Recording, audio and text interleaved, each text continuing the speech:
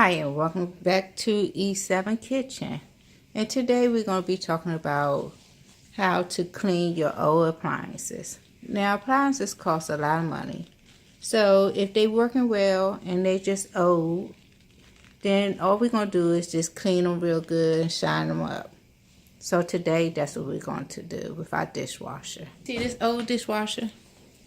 Now it's looking kind of nasty, but it works well. Take a cup, about a cup of vinegar, and pour it all over my dishwasher.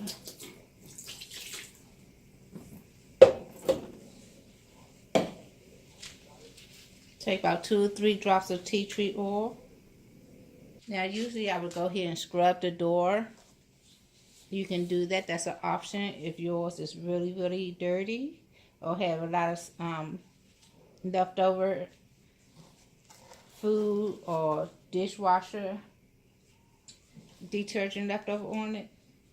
You can just go ahead and give it a light little rub down first. And we all know from elementary that baking soda and vinegar is a good mix for cleaning.